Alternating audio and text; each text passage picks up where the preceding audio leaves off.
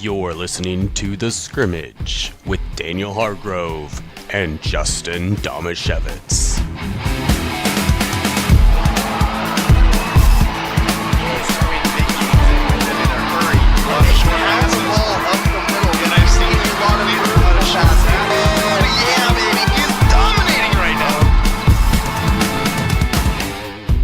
Why would you even ponder passing? I do. I ponder it all the time. No, you don't. Don't ponder passing, Justin. Rochester doesn't.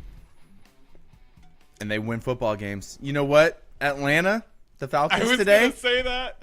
if they would have ran like the Rochester offense, they probably would have kicked the crap out of the Seahawks today. Yeah. I guess that's the thing is if you don't need to pass, why ponder it? Exactly.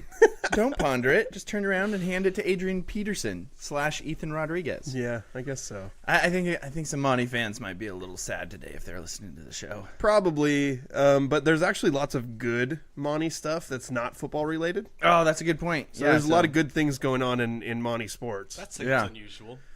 Just to not bury the lead, Nick from N2 Media says, just waiting to find out who won that Monte Rochester game. The volleyball match, Monte won that. Also soccer, Monte won that. Yes, they did. And Elmo won that too, I think. Yeah, Monte also dominating cross country in the league. So, I mean, Well, are they doing the Schweppy Sweeps? yeah, Schweppy sweeps. Yeah. Schweppy sweeps all the time. The Schweppy Sweeps in the cross country. And I think Crush. I saw that Monte's boys soccer team or boys golf team won the league title. So it'd be pretty good. Thanks for asking though. That's all the sports, right? There aren't any sports besides that. That's I don't know. Is drill team a sport?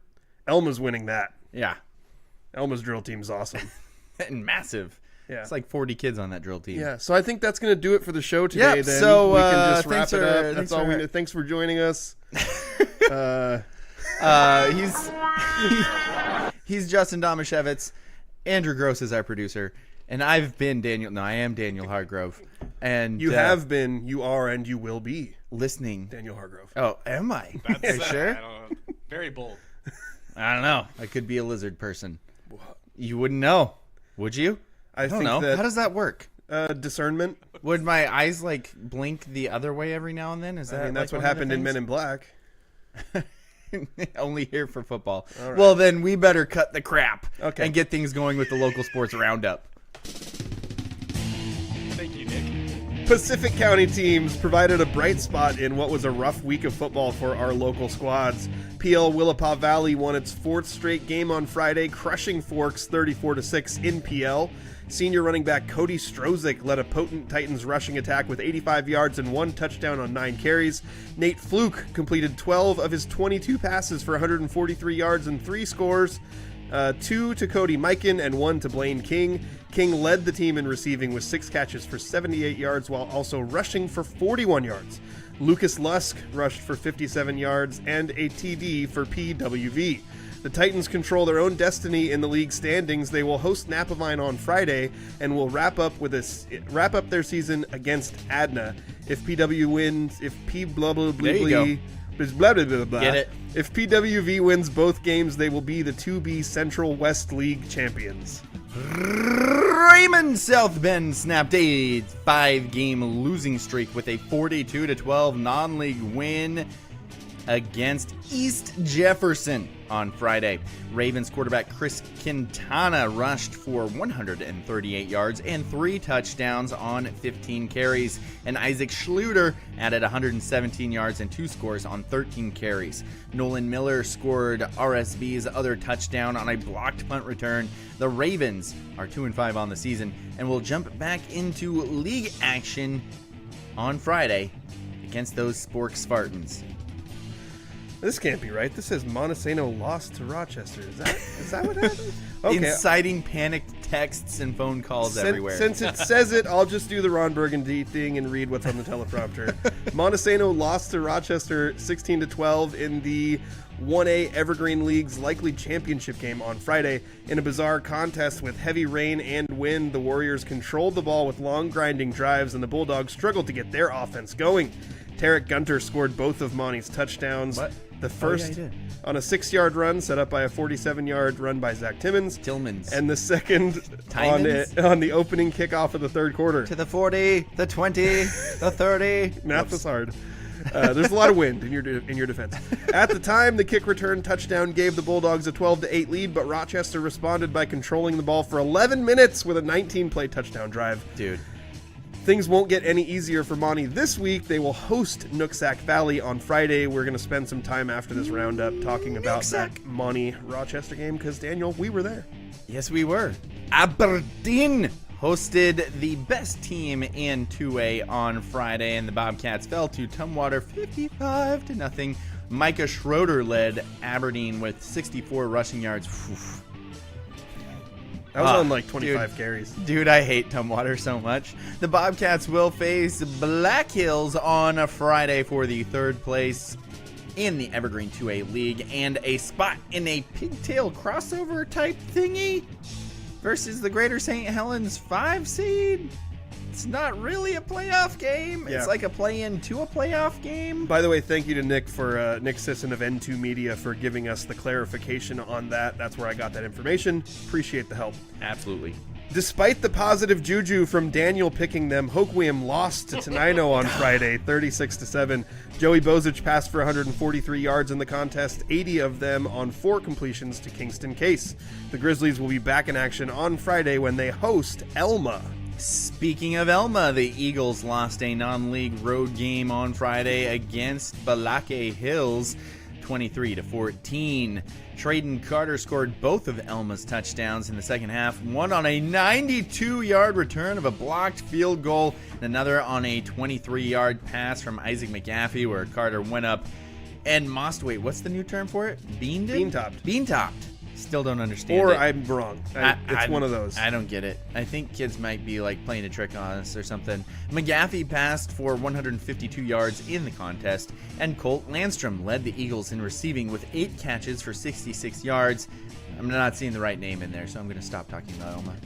Montesano's girls soccer team picked up a 4-1 home win over Tenino on Monday. Adapot scored twice for the Bulldogs, while Jalen Butterfield and Hazel Jones added a goal apiece.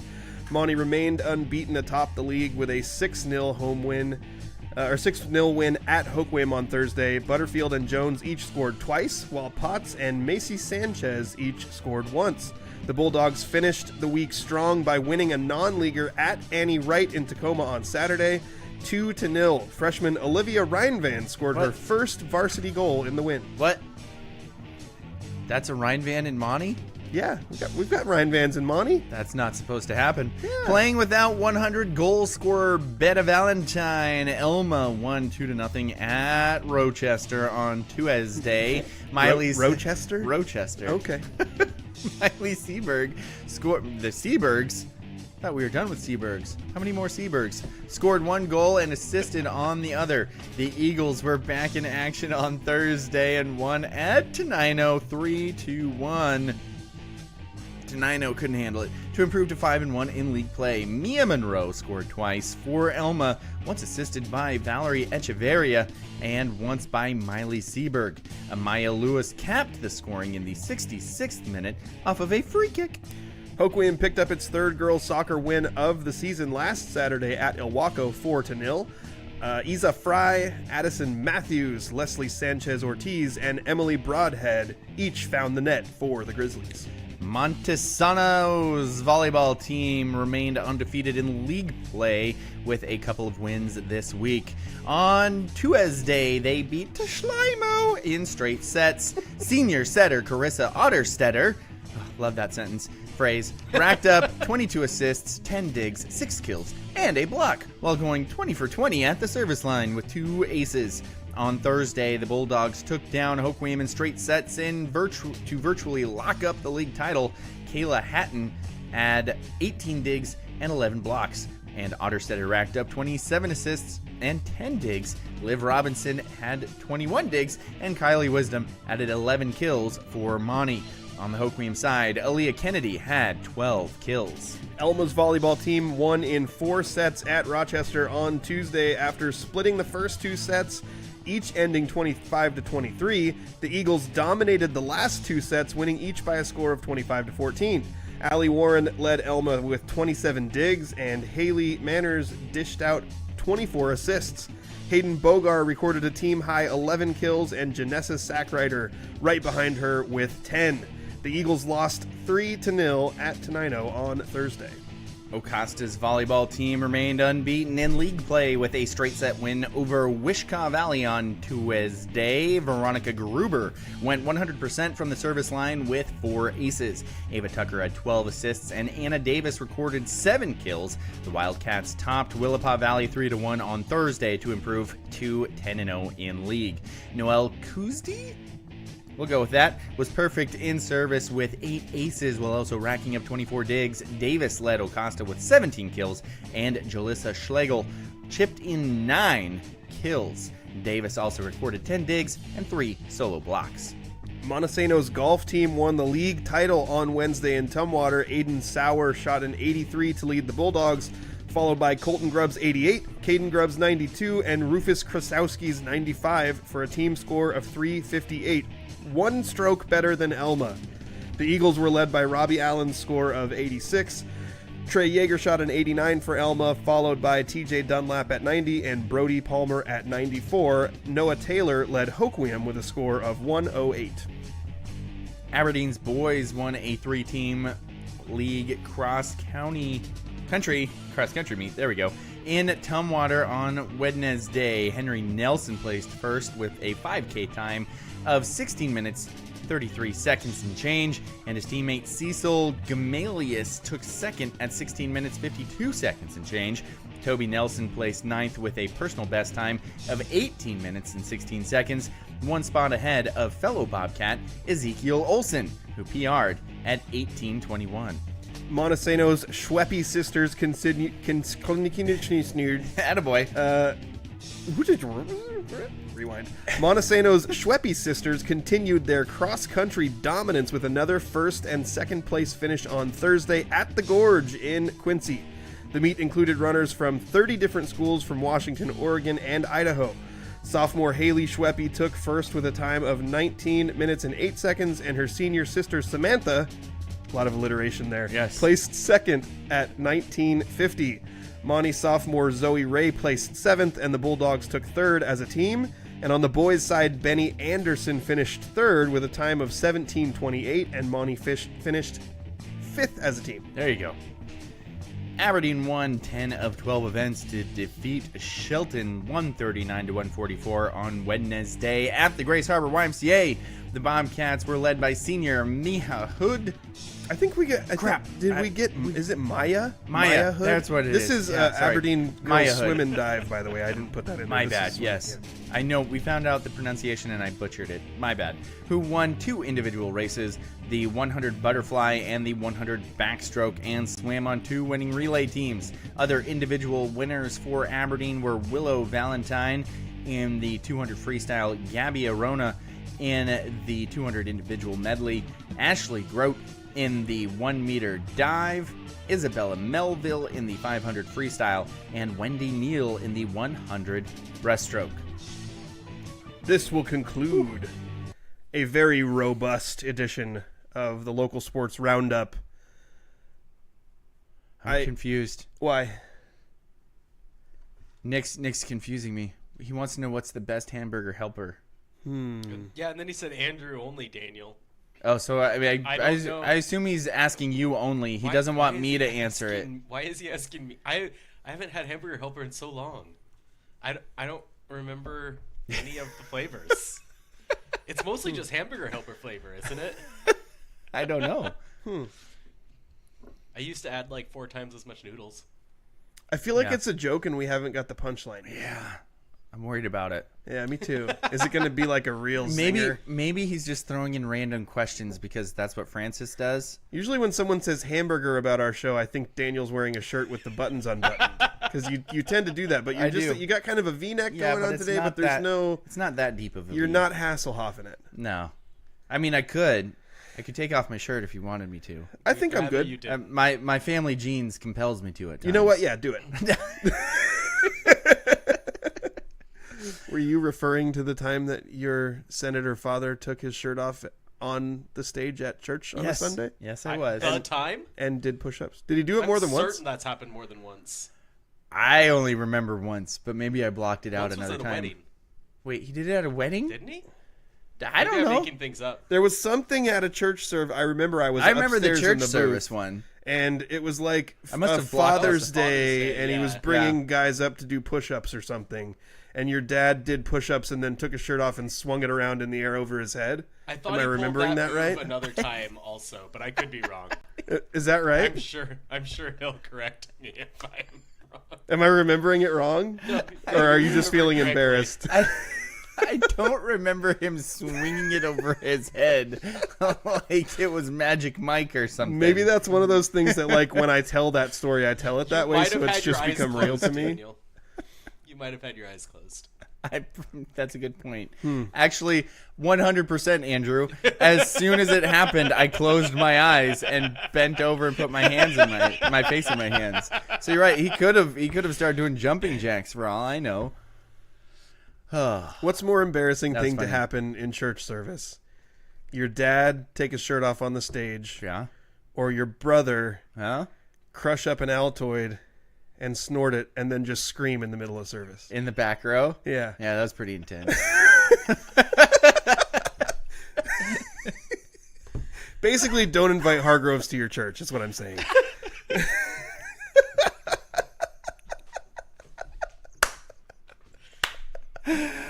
Oh, I forgot about that. Oh, what a Oh, good times. You ready for a goals update? I am. I am ready for a goals update. My dad said only once, and I flexed. He didn't swing his shirt over his head. Okay. He said he only did it once, and he flexed. Yeah. Okay. I wonder what I'm remembering. Maybe it was just something else he did that was embarrassing. Well, at a, there's a lot of family history here. There's probably another time that something happened. Yeah. Senator Hargrove's shirt ended up off. Oh man, the stories. There's a story that maybe I should tell in mailbag. My dad has great timing when it comes to yelling things out at sporting events. Yeah, your dad's the best. It's pretty awesome. Yeah. So yeah, Justin, let me get that goals update. Yeah, so we haven't gotten a goals update for a while. They were out of season for a little bit, but they are back. This update comes from Coach Daniel. Thank you for sending that in to us. The boys, what happened? Well, Nick said it's cheeseburger macaroni. Okay. that sounds good. It does sound good. Then somebody said, "How Tenino doing?" Hopefully bad.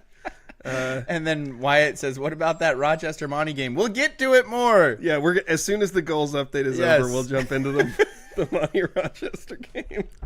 I love it. I It's guess gonna be a really long I guess goals some update. Rochester people found us. Yeah, we've been spotted. I hope nobody from Tenino finds us. That From would suck. I was in Tenino yesterday. Oh, I'm sorry. gross. Nice town. Why? It seemed Ugh. like a nice town. What? I don't know what your problem is with it, Justin. He also had 3 hours of sleep yesterday. Oh yeah, I was Oh. on 3 hours of sleep. Well, any place looks good on 3 hours of sleep. My problem with it has never been the town. Oh. Actually, to be honest, Oh. my problem with it has never even been the athletes. My problem with Tenino has been the behavior of the parents in Tenino is continuously terrible. Right. I don't wanna- Monty parents with Tenino. I can see how that would be rough. I don't want to harp on it. I've witnessed it in Aberdeen as coaching an Aberdeen team too. Really? Yeah, it was Andrew. I was quite surprised, and I've been around youth sports a lot, and I was very surprised at the actions of these Tenino parents. Let me ask you this, Daniel. You've been to a lot of high school football games. Yes. How many times in all your years have you been to a football game, a varsity high school football game, that had to be stopped by the officials so that the athletic director could be called over to remove a fan? In a football game? Yeah. The game had to be stopped? Yes. Never seen it. I have seen it twice, both in Tenino, to deal with the Tenino fan. Wow. That's impressive. And it's the last 2 times I was in Tenino. Was it the same Tenino fan? No, it was different people. Because it would be Different kind of funny athletic- if it was the same Yeah. guy. Who Different just athletic gets kicked directors. out of every game. Different fans. Oh boy, I got stories, but I'm not going to tell all of them. Just Rochester people, I'm with you. Okay. Nick, tell me you're not betting on high school football games. Oh, we do this. Oh, okay. Every once in a while, I jump onto Nick's show, and I'm like, hey, what's the spread in the Meridian Royal game? Is it 6.5 points? Chris Tortillo says, sorry about my parents from Tenino. It's okay. All right. Well, anyway, let's move on to this goals update, and then we're going to talk about the Rochester. I bet he's asking about Tenino because I picked Hoquiam. Yeah. Yeah. I'm just going to keep picking him, my guy. Yeah. Well, tonight, I mean, in fairness to... he wants to be able to go home in peace. Tenino lost to Elma a couple weeks ago. You were there for that one. In fairness to Tenino, they have been super injured. Yeah. Like, tons of guys out, and even I heard that their star running back, Mikey Vassar, was playing through an injury in that game. So seems like it. Yeah. We got a lot of people. I'm sorry. I'm hoping Okay, I'm hoping that those update. Tenino comments don't backfire on me. I'm hoping they do. Goals B10 versus Celtic, there was a 13-0 win. The man of the match was Audius. The stats from the game: Jordan had 3 goals and assist. Manny had 3 goals. Audius had 3 assists. Liam had 3 assists. Wow. AJ had 2 goals. Lots of goals for the goals in that game. Moving on to the B09 team, they came up with a 4-0 win over XL. Player of the match was Jordan.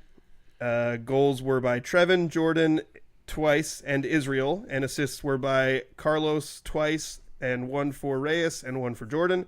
So Jordan with 2 goals and an assist in that, getting the nod on the Athlete of the Week nomination from his coach.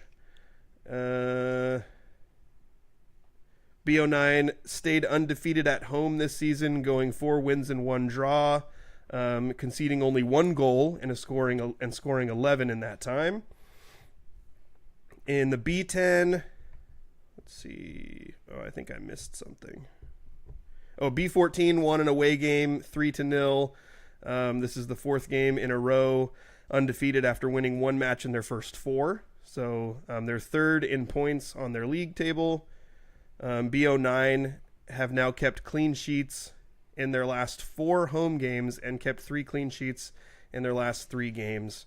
Another note from Coach Daniel says, Ricky has stepped up after Mauricio got suspended, and Ricky has kept 3 clean sheets in only 3 appearances this season. Being a parent of toddlers, clean sheets means like a whole completely different thing to me now. Yeah. Like, I'm excited with clean sheets.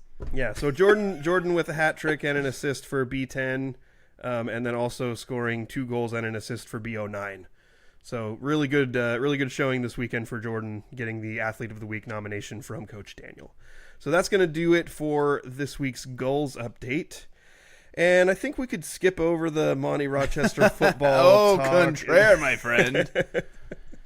Oh, man. Let's start it off by saying that it was freaking cold. Yeah, it was. Oh, my gosh. And it wasn't just the cold. It was the wind. And then the wind was so strong that it would blow the rain even to our face, which we were sitting in the back of the grandstands doing the game. Surrounded by people, getting hit in the face with rain. And gotta say, I would have appreciated most of the people we saw were extremely welcoming. The guy who did the score clock was like immediately upset that I was there. Yeah, he was. What's that about? Like, I'm just there trying to do my job, and he shows up and he's just ticked off that I'm existing. He also like vaguely threatened to push our equipment off the edge of the table. Yes. I was like, my guy, I'm just trying to do a radio game here. Like, you should be, excited that the people who can't come are going to hear the game. And instead he was just like, I'm going to need way more space than this. And I was already taking up like as little space as possible. Mm-hmm. And he warmed up by the end of the game, which is odd because it definitely got really cold. Colder, yeah. But I think that was just because Rochester won. And so he was feeling good. Yeah. But my guy. I got whipped in the face. You got whipped in the face. Yeah, I got hit in the shin. Yep. It was a hostile environment. It was very hostile. I mean, technically, I got accidentally whipped in the face by a guy who was celebrating, and he felt so bad that he kept apologizing and even like started to follow me to the bathroom to apologize. Yeah. So I wouldn't really hold it against him. He was just excited. But Yeah, mine when was I an retell accident, the too. story, I'm just going to be like, yeah, I went to Rochester. They whipped me in the face. Yeah, with a sweatshirt. Or a blanket the- or something. I don't know. I dude- couldn't see. He got me in the eye. Dude pulled to my dad and was just twirling his shirt around. let's just keep Yeah. making this worse than it is. Yeah. So I think that'll do it for a recap of the game. No, I don't think that's quite it. Very Yeah. stormy. Very Yeah. stormy. We go into the game, Justin, knowing everybody knows what Rochester is about. They're big and they're strong. They think that passing is a sin, Basically. Yeah. and Maybe they we'll try it sometime next century. maybe, but you know what? I think that'd be too soon. Their running game is just a meat grinder. Yeah. It is just a meat grinder. And looking at the stats going into it, I was thinking, Ethan Rodriguez, 6'4", 206. They're just going to hand him the ball the whole night, and everybody else is going to be like the change-ups. No, that's not what happened at all.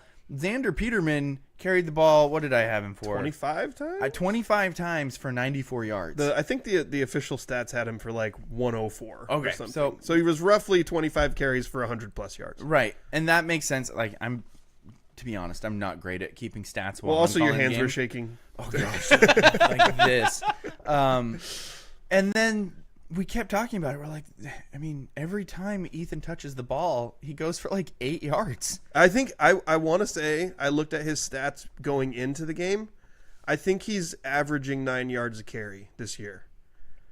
That's ludicrous. Yeah. Every and- time they get into like a third or fourth and long, they're like, punt, nah. Let's just hand it off to Ethan. And the other team by the end of the game, did you get it? Yep. Attaboy. The other team, he caught a bug. Oh, nice. You got to celebrate. At the little end of the things. game, broadcasting locally from Montesano, you get to a 4th and 8, and you're straight up nervous that he's not going to run for 9 yards. Oh, for sure. And he Andrew, did. it was the weirdest thing I've ever watched. Normally, we watch teams that are like one-dimensional like this, and you're like, oh, they're behind the sticks. They're hosed now. No, they get to 4th and 9, and you were going, hopefully Ethan Rodriguez doesn't run for 10 yards and injure 10 people on the way. Like, the dude was amazing. Yeah. Like, it was ridiculous. I would say since we mentioned the unruly clock guy. Oh, yeah. Generally, people were pretty friendly. Like On the other, Oh, yes. Weren't you guys talking about what the formation was called? Power T. Power T. Yeah, Chris, thank you, says Appreciate it's it. power T. Well, yeah, I we were couldn't doing that. describe Like, it. is it a double wing? It's not a double wing. No. It's not power. It's like a T. It's not a wishbone. Yeah, It's power a T. Power T. And as I've said this now for several times over the last few weeks, it's an offense that I hate a lot. But if my team ran it and they were good at it, I think I'd like it. Absolutely. So, I think I'm good with it, except I hate to watch it. And it was a freaking weird game. Yeah, it was. Yeah. We'd like it, but I think that you guys have a history of pointing out that if you don't learn how to pass during the regular season, then it bites you in the butt. That's true. And that's because we've seen teams that have just been dominant running the Yeah. football, and once they get to state, guess what? There's big, strong dudes at state, Yeah. and they can generally handle it, Yeah. So I do think, to give you guys credit, I think you would enjoy it, but you would also be going, sure would be nice if now that we're up, we learned how to throw the ball. Yeah, exactly. While I agree, But if you can't pass, don't try. That's Because fair. how many teams have we seen locally where we're like, Yeah. why did you stop running the ball even Yeah. once? Yeah. Like, what are you doing? and like if Rochester goes up against La Center, Right. Rochester's a really big, strong team. La Center's a really big, strong team. Yeah. So when you run into someone who's as big and strong as you, will you be multiple enough to be able to deal with that? Right. And it's been kind of a mixed bag for Rochester this year. They've had some wins and some losses. The first time I saw them was when they played Elma and just really executed that power T Right. to perfection against Elma, just the same way that they did against Monte. They won that Elma game 43-0. But I came away from that like there's been teams in the past I watch run these kinds of offenses, Yeah. and I'm like, you're doing that because you know that the other team is better than you, and you're looking for an equalizer. Yeah. That's not what this That's is. not Rochester. Nope. Like they're good, man. Like Ethan Rodriguez is he's a And the way that Xander Peterman ran the ball, I don't know how many times on the broadcast we were like, and Peterman lunges forward and gets an extra 3 yards because he finished runs so strong. He was always going forward at the end of a run to get extra yards. My favorite way I described it was like in the fourth quarter. I said he crashes forward for 3 yards. Yes. Because this guy ran the football like, this is going to be a super niche joke that I probably shouldn't make because nobody else will understand it. But if you've ever watched Andrew Gross or Daniel Gross fall around a roller rink, that's how this guy ran the football. He was so far forward, like if somebody didn't hit him, he was going to fall down anyway because he was like, I'm running into a pile of bodies. I'm going to hit it hard. I'm going to fall forward no matter what. And he did. Tristan, who if it's the same Tristan, I'm assuming it's the same Tristan. He was their third leading ball carrier. Yeah. He says that's against the law to pass. Yeah. So what number was definitely Tristan wearing? Was philosophy. that 7? 7, yes. Yeah. See, that was the other thing is like They're big we dudes. went into it thinking, oh, this is the Ethan Rodriguez show. Yes. He carried the ball like 4 times in the first half. Not much seven. at all. 7 in the first half, Okay. 7 in the second half. So there was a point where we were like, why is Ethan Rodriguez barely touching the ball? Yep. And then, but you know, with Peterman and with Nelson carrying the ball too, it was like everyone. And then they pitch it to that Delgado kid a couple of times. Yeah, just And, like, randomly, it I almost wouldn't even didn't see matter. him come into the game, and Yeah. then, but like every time they were like, "Oh, by the way, this kid." Yeah, when you have multiple different guys who are capable of doing something with the ball coming out of the backfield, Yeah. and then you've got your big hitter, Yep. which is what they do with Rodriguez. Like that's a potent rushing attack, and they're big and strong, and their linemen up front did a really good job. So I mean, You know what? I'm a little surprised we didn't see, and this What? is just thinking about this, and maybe they're saving this for a specific time, but I'm surprised we didn't see at some key point in the game where Rodder just doesn't hand the ball off, and then like waits for a beat, and then takes off in the opposite direction. I don't think he took off in the opposite direction, but he did keep it and run did up the keep middle. it once and run up the middle. Yeah. And they did a couple of QB sneaks, but there's got to be something in there where it's like, hey, you know, if they start getting a team just loading up, that maybe there's a time where he can just do like the fake handoff that Monte pulled off, where you're running with the ball on the side and you can't tell if he has the ball or Yeah, not. yeah. And then he's just gone because, I mean, he was an excellent athlete too, and you would think that if he had some space, For sure. that could be a different element. Anyway, I also think one more thought on Rochester before we move on to the Okay. flow of the game. I thought that usually when you see a team like this, that the whole offense is designed to go 3 yards, 3 yards, 3 yards, and then if it's 4th and 1, doesn't matter because we're always going to get 3 yards. Right. Is they have a really hard time overcoming when they make mistakes. yes. So penalties or a quarterback fumbling the ball and falling on it, and so you lose 4 yards one play. Yeah. Like those kind of things usually kill those offenses. Yep. And it didn't, like they had those miscues, but Yeah. it didn't really kill them because they had guys who were capable of getting the yards back in it. So I don't know. Like we'll go into the full game flow, but I just came away from both the times I've seen Rochester this year really impressed with what they can do. Dude, now let's get into the Ethan says passing is a scary endeavor. It's true. It's a heck. Well, it would've depends on been who a you're scary- talking about. Because Ethan, I don't think it's as scary as trying to tackle you. Just throwing that out there. Like, Yeah. Good point. but this was such a weird game because of how odd the first half was, and then you combine, well, not so much odd, but Rochester's defense in the first half was awesome. Yeah. Montesano only had 10 offensive plays, not counting punts, Yeah. in the first half. And then, because of that crazy first drive in the second half, Montesano only had 13 offensive plays in the first 3 quarters combined. It was crazy.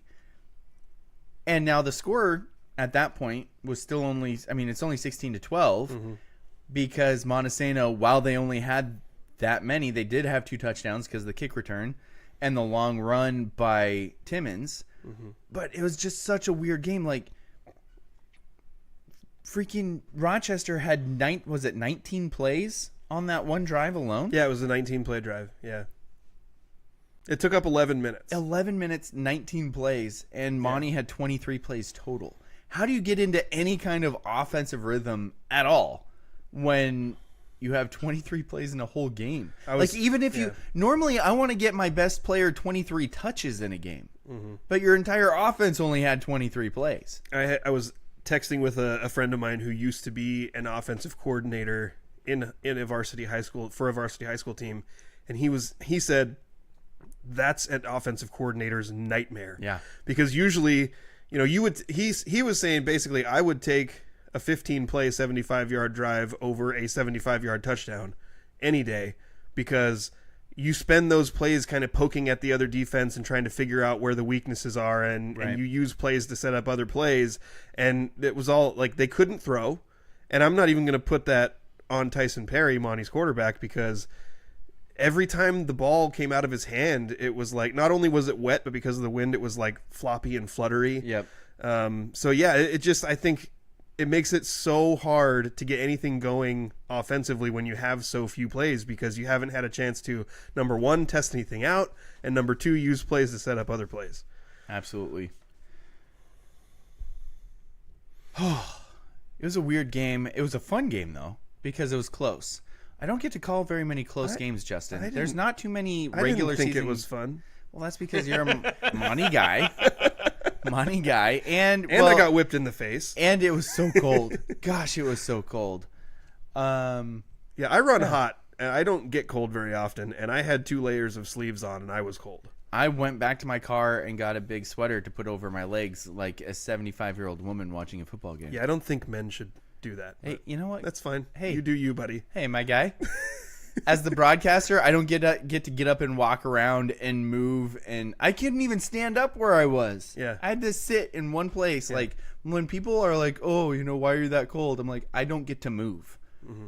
I gotta say, though, I felt like a little bit of a pansy afterwards, because, like, when you were going to the bathroom, you were gone, and I leaned over to the score guy and was like, how in the world is that girl wearing a dress right now with short sleeves? There's some high school student just wearing a dress and short sleeves, and I was like, how are you alive? Yeah, I refused to wear sleeves when I was a teenager. I'm built different. Basically in any weather.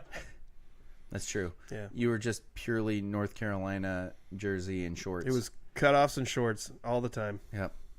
To show off the guns. Definitely your Polak heritage, and not the fact that you grew up in Hawaii. So. Yeah. No.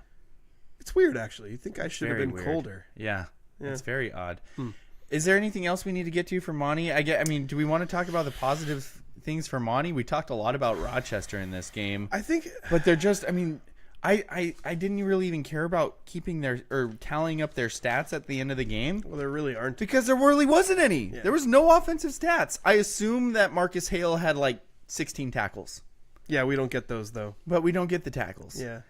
Their defense played well. That's the other thing, is when you're getting hit in the face like that, and when you're on the field the entire game, the fact that Rochester, with as big and strong as they were, the fact that they did only score 16 points is impressive to me. Like, so that Marcus Hale, Felix Romero coming back, Gabe Pahala.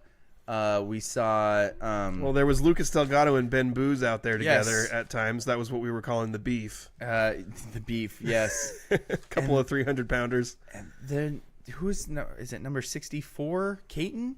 68 is Caton. 64 is Kersey. Caton played very well, I thought. Yeah, he did. Well. He had some big plays. Yeah. Timmons on defense made a couple of really nice tackles. Tackled Ethan Rodriguez by himself one time. That was impressive. We didn't see a lot of that in that game. That absolutely made me think of what I felt like the one time not the one time I played rugby, but in rugby once I had to tackle like a 6'3", 200-plus pound Samoan dude. He tackled in rugby.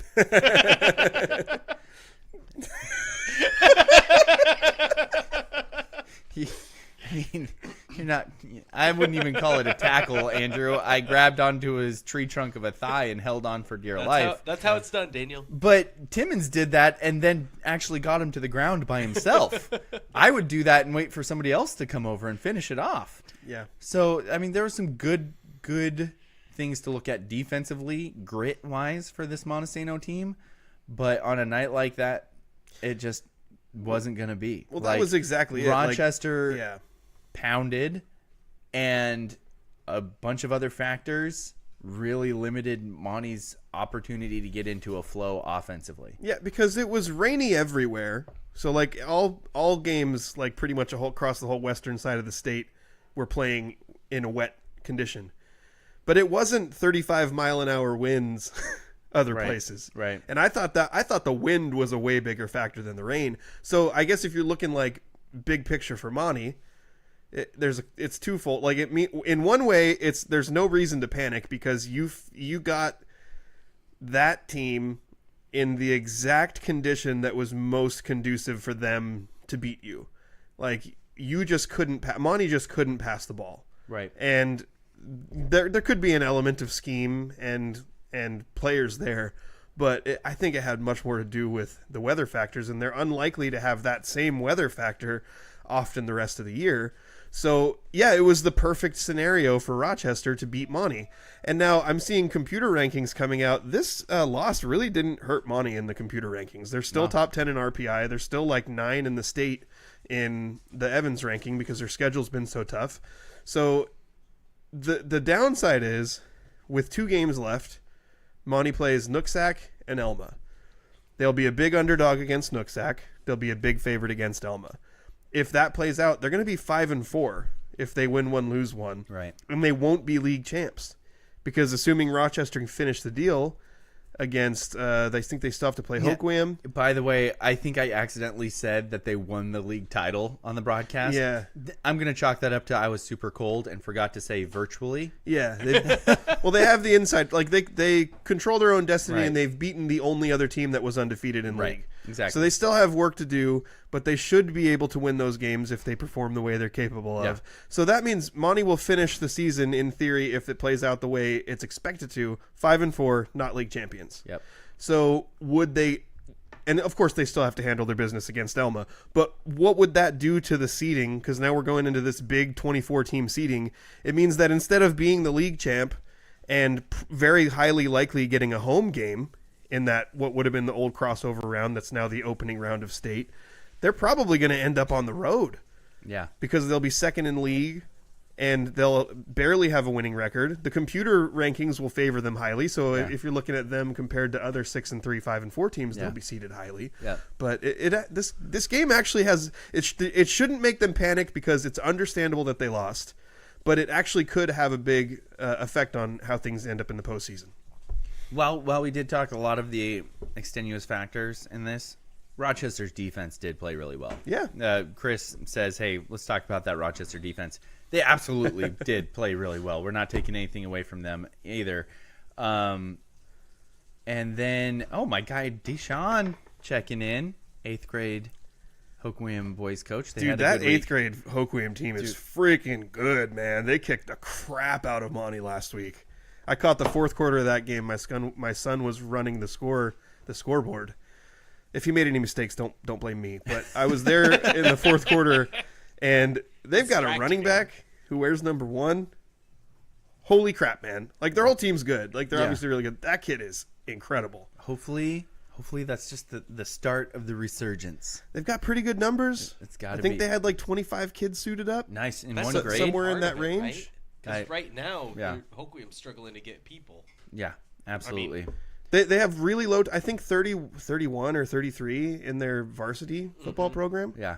So if they can keep numbers like that coming up, where you have 20 kids in an age group instead of 20 kids on a whole team. It was hard because they wouldn't stand still, but I was trying to count. And I think I got to like 23 or something, and so and there was a couple others that weren't suited up that were there. So I think they have in the ballpark of 25 kids. Deshaun, throw out that kid's name and an athlete of the week nomination in the comments there. Also, if you want to help recognize some of those kids coming up, if you know his stats, I think I was told he had 4 touchdowns. Nice. And Hoquiam won something like 49-20, and that was with Monte getting like a garbage time touchdown at the end. So, yeah, I'd be really interested to see over the next couple years those kids coming up into the freshman class and sophomore class. So, but yeah, I think that probably can kind of wrap up the Monte Rochester talk. Besides, like you said, we talked a lot about the elements and how it favored Rochester's offense and everything, and that is true. But I've seen Rochester twice this season, and I've come away really impressed. I think it's a good team. Their defense played great. Yeah. Monte was without Torrin Kreitz, but they still have like 4 other guys who can do something with the ball in their hands. Right. So yeah, I think they played a really good game. I think they're a good team. By the way, there's only 23 offensive plays, so I didn't get to harp on it that much during the game. I need more Marcus Hale, man. They couldn't pass. I need more Marcus Hale. They couldn't pass. Put him in the backfield. Like, that's my one gripe. And not a Monty guy, I know that Marcus Hale is the type of dude that can carry the ball 20 times and get you 150 and 2 touchdowns. I also would, And I know that's not the Monty way generally, but you could throw... I mean, that's what they had to do with Bodwell last year. And I don't know. Maybe I just love Marcus Hale too much, which I'm not sure if you can do, but dude needs the rock. I think it's probably too much to ask to, like, in game be like, oh, this isn't going well. Let's switch everything up and make a tight end a running back. Absolutely. But with some planning, like, how deadly could it be in that scenario to be like, let's have one formation where we line up in a power formation and we have our strongest ball carrier be the H. Right. And, like, have a formation where, you know, Marcus runs the ball. Because when Marcus has the ball, he does not go down easy. He never goes down easy. Right. Every time I've seen him have the ball, he makes people work to bring him down. Absolutely. So it would have been something probably that was beneficial in that game. Yeah. I just don't know how quickly you can throw those things together, how much were they aware of what the weather was going to be like beforehand. Random thing before we take a commercial break, Andrew, letting you know now, one's coming soon.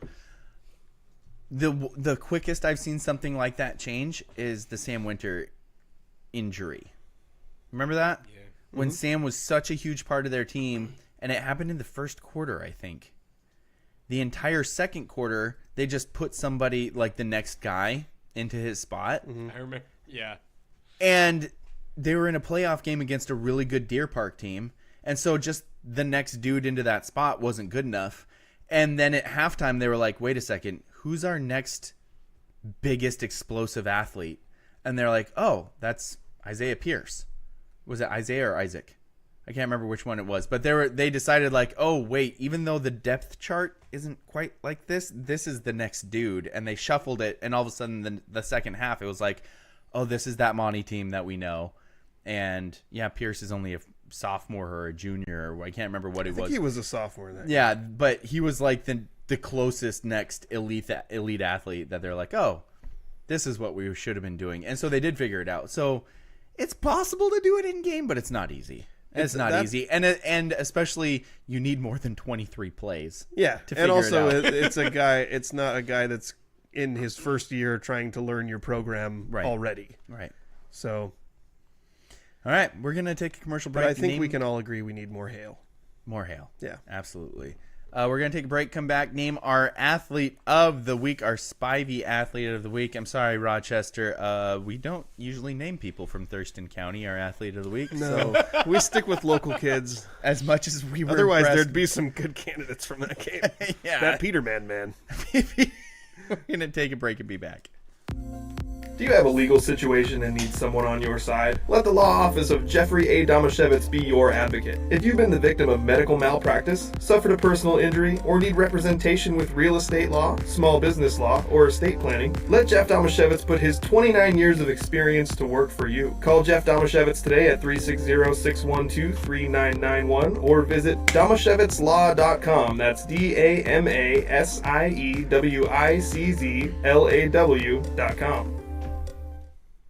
I was about to start singing "Let's Get Down to Business" because we need You to know make a it wouldn't decision. stop. Yeah. But I know it wouldn't stop. And in B, I know it wouldn't stop. B, I'm not sure if Gen Z would get the reference. Like, I feel like that's a pretty When have we millennial. ever cared about that? That's a good point. That's an excellent point, sir. Daniel has always cared, Justin. I don't think so. I think we've As always we- maintained that we do the show for ourselves. That's and everything true. else is secondary. Daniel's but remember- consistently forgetting that, though. Yeah. Remember last week when you said, "I wonder what it's like to care what other people think or want other people to like you." Yeah. Yeah. I think I care too much. I fear man too much, man. You fear man? I fear man. I fear Peter man. Peter man. Peter man. Peter man. Runs the ball like a man. There's a reference that Gen Z kids won't get from the old show, the old sketch comedy show, All of That on Nickelodeon. Oh, bro, that's Repairman, That's super man. old. Maybe Nick gets it. Nick, do you get it? Help me out. Dude, here. that's old. How old for is me. Deshaun? Maybe he gets it. Deshaun's younger than I am. Darn. So I don't think that's gonna help. Yeah, because Deshaun was still like football playing age when Andrew and I shouldn't have been football playing age, but we were still trying to be football playing age. You were football playing age. You just weren't football playing for an entire season age. Yeah, I ended every year I on don't know what you're crutches talking except for about. once. I retired at the exact right time. Good And job, then Andrew. I ended that other season with a concussion. It wasn't great. Okay, so we had a couple of nominees from the Gulls. One of them was Jordan, who he played for B09 and B10. He had 2 goals in one game, or 2 goals and 1 assist in one game, and then the other game he had a hat trick and an assist. So impressive job there. And then Carlos from the B10 team, 1 goal and 2 assists from B09. Okay. So Carlos played it for both also, had good stats. And I think that was the...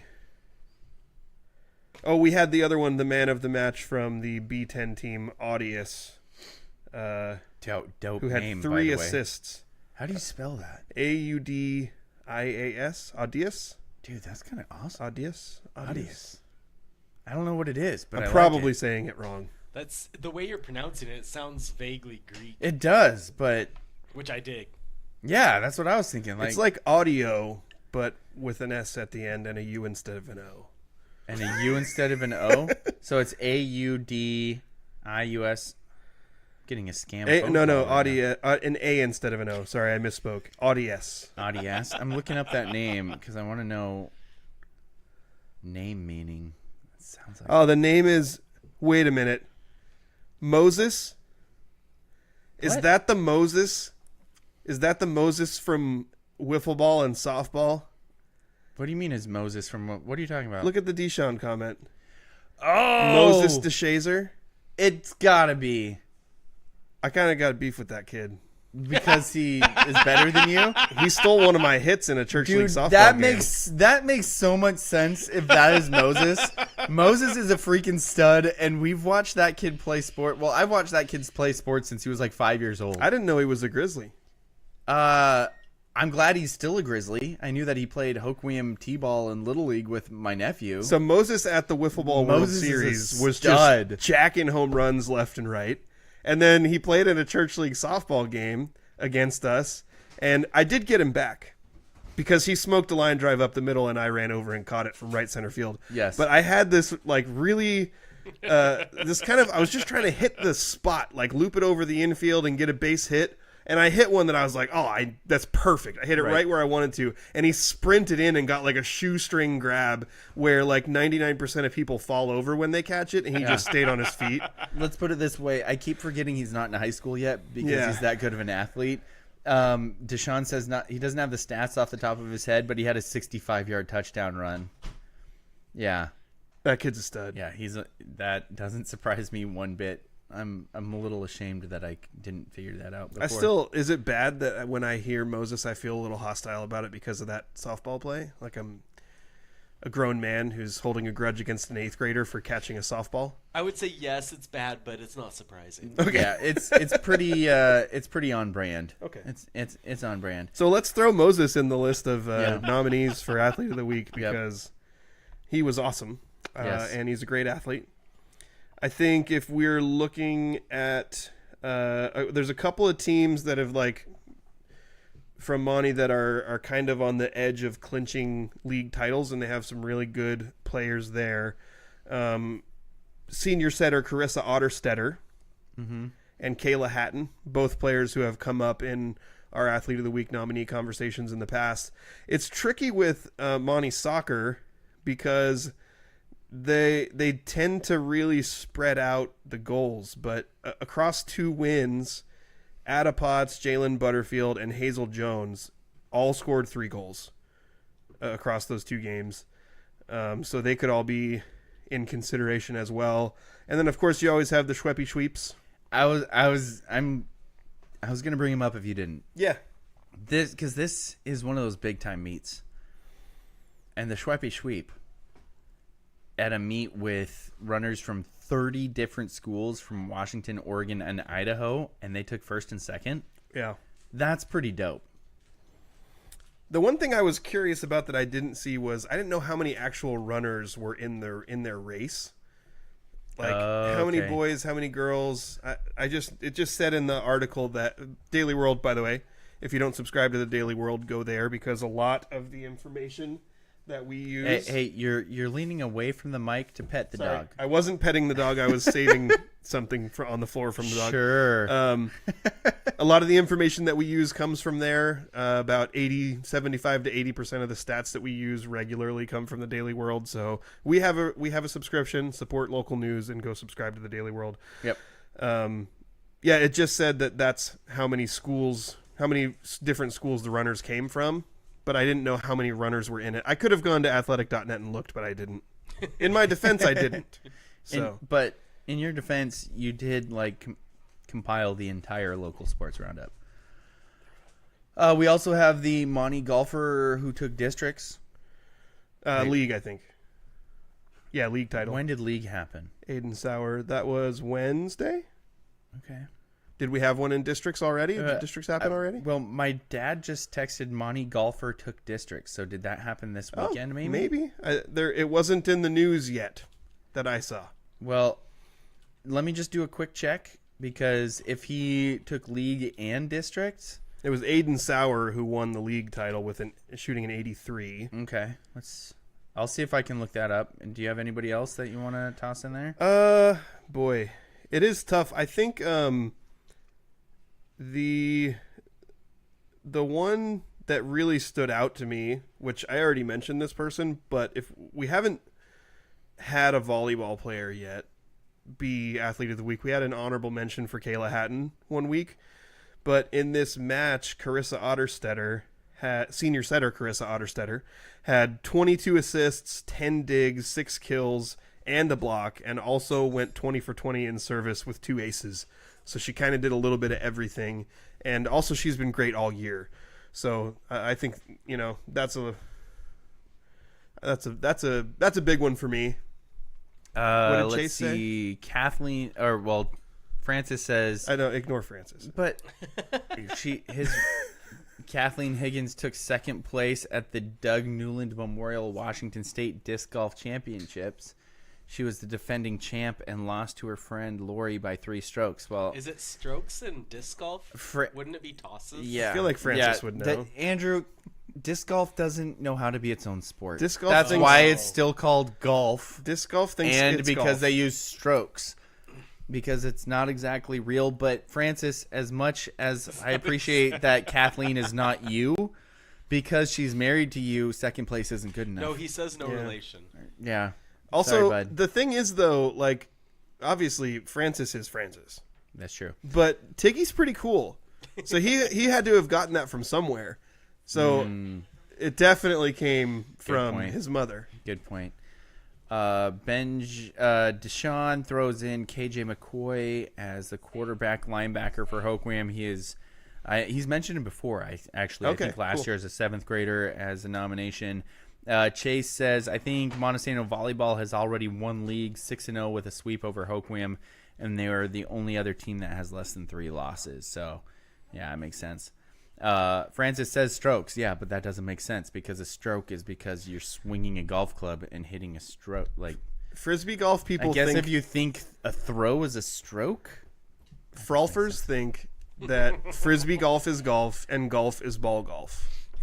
That's so true. So I've literally heard Francis say, dude, I was at the golf course, and he's talking about frolfing. And then when he's referring to real golf, he says ball golf. My guy. That's just terrible. All right. I know where my vote's going. You do? Yeah. Is it senior setter Carissa Otterstetter? As much as I love senior setter Carissa Otterstetter, My vote's going Schweppy Sweep. Oh, Schweppy Sweep. I want You want the Schweppy Sweep? I want the sweep. Or you don't just want Haley for finishing first? You want the sweep? I want the sweep. The sweep of Schweppes? I want the Schwepp of sweeps. I want both Haley and I could Samantha. Bail you. Okay, I was going to say I could bail you out here, but I wanted to see you struggle a little bit. Thank you. Yeah, I want Haley and Samantha. I want duel for the Schweppy Sweep. Okay. Because it's a big time meet. First and second place, sisters. I mean, the storylines, they write themselves. Yeah. So when I make the graphic, I don't put their names. I just put Schweppy Sweeps. Yes. Okay. Absolutely. Yeah, Schweppy Sweeps. Yeah. Finding a picture of that's going to be of them Easy. Easy? Yeah. Okay. Awesome. Sweet. Are you good with that? Yeah. 'Cause- Oh, okay. I gave you like 4 options for Monte Kids, and you picked one of them, so I'm good with it. I feel Daniel's been played again. I feel like the dupe in a crowd for a magician. Like you just forced something on me. Are you going to change your vote? No, because I want to give it to Moses, but I don't know the stats. So what we need to do is we need to go to a Hoquiam Middle School game and take stats for Moses running the football. What if we gave it to the entire Hoquiam 8th grade football team for going undefeated and beating Montesano? We don't do teams. Ooh. We don't do teams. That's We kind don't of do teams. It's kind of a standing That's a new policy we rule. have that Yeah. athlete. No, it's not a new rule. We've talked about this in the past. Yes, we have. I see what you're trying to do there, though, Yeah. Andrew. So You're trying to ruin my manipulation.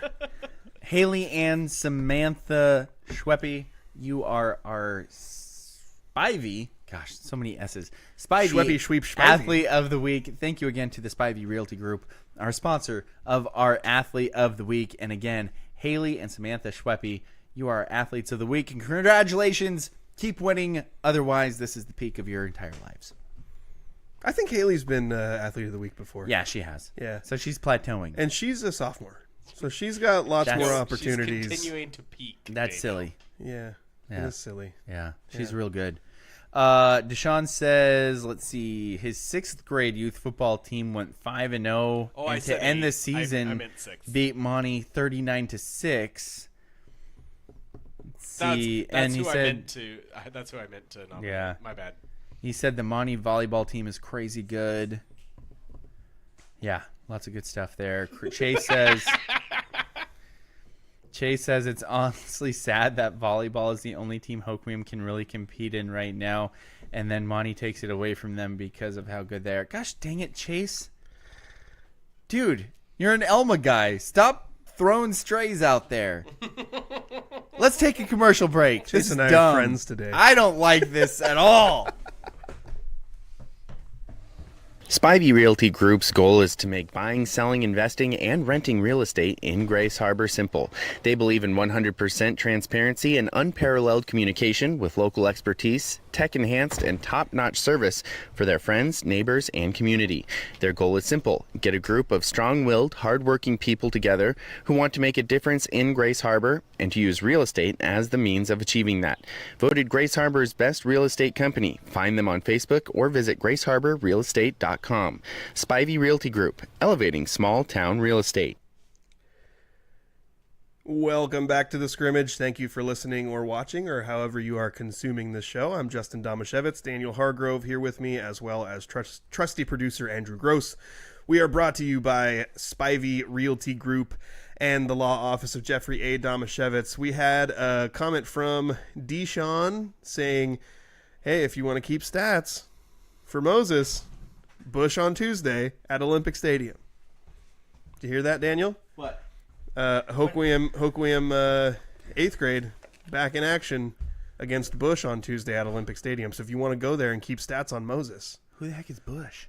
I think that's Tumwater's 8th grade. Tumwater's 8th grade team? Oh, okay, gotcha. I think. I think there might be more than one 8th grade team in Tumwater. Yeah, okay, that's probably it. Yeah, it's one. I think it's a school in that area though. So yeah, if somebody wants to Tuesday at night. Olympic Stadium. Yeah. And Deshaun says keep that energy. My dad, big fan of Moses, by the way. Oh yeah. My dad says Moses will be like Jane Roloff in the future. Like we're gonna have to name an award after him. That's his prediction. Not until he apologizes to me for catching that softball that I hit, because it made me feel bad. I think Andrew and I might outvote you just because of that. I will quit the show. Whoa, our show would be screwed. Let's get this third of the show. Yeah, the third. The third show of the going. What? Let's get it rolling with the 2-minute drill. Sorry. Let's go. Huddle up. Gotta hurry. Hey, 2-minute situation. 44 seconds. Hand the ball around. Gonna do it right. 3 jet Buckeye on 1. The 2-minute drill starts now. Okay, sorry. Had to switch the headphones around there. Deshaun Watson was carted off the field. Am I a bad person for not caring at all? I think not like apathy, like you didn't care, that's fine. If you're actively rooting for human pain and suffering, that's probably not great on a moral level. At the same time, yeah, Deshaun Watson has a season-ending Achilles injury. Who gives a crap? Like, it's a massively rich guy who signed a fully guaranteed $200+ million deal, and he's going to be able to live the rest of his life in comfort. So, yeah, he's going to have a bad year while he recovers from his Achilles injury. I don't think you're bad for not caring. And he's a terrible person. Yeah, agreed.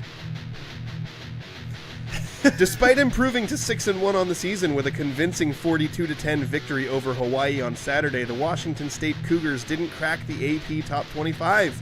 Daniel, is the Pac-2 being discriminated against? The Pac-12, currently only with 2 teams, just like the Big 10, or is it the Big 12?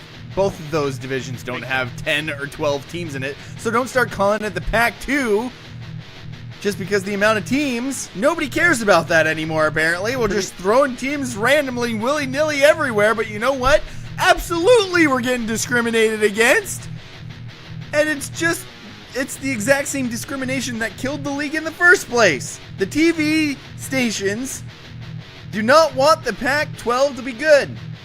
And they will continue to say that we're not, even though we're good. I'm pretty sure you called it the Pac-2 like 2 weeks ago. I know, but I just got on one there for a second. It's a pet name. Yes. It's our word. We can say it. Exactly.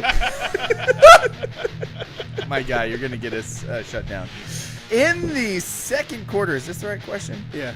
Okay. In the second career start, New England Patriots quarterback Drake May passed for 276 yards and 2 scores without turning the ball over. I like that you had to put that in there. Okay. Mm-hmm. Is May the future of the NFL? Absolutely. That was in London, right? Are you ready? They lost, right? Wait, did they lose? Yeah, they lost. My guy. In London this It's morning. the Patriots. They're terrible. Of course they lost. But the They point lost is, to the Jaguars. Oh my gosh, Andrew. they lost to the Jaguars? In the Jaguars' second game in London in 2 weeks. would you let me answer the question? Yes, Drake May is the future of the NFL. Go Heels. Daniel, last week after a Seahawks Free loss, Sam Howell. Daniel, last week after a Seahawks loss, you said that DK Metcalf and Geno Smith are, quote, mid. Yep. Do you stand by that assessment after today's 34-14 win over Atlanta, which saw solid performances from both players? Mid players playing mid teams will have good games. Hashtag they're mid. They play good teams. They do squat. You guys used to let me Squat! put ridiculous questions in the 2-minute drill and then just skate. Like, you'd let me say whatever I want. Yeah. Lately, you've been calling me out on it.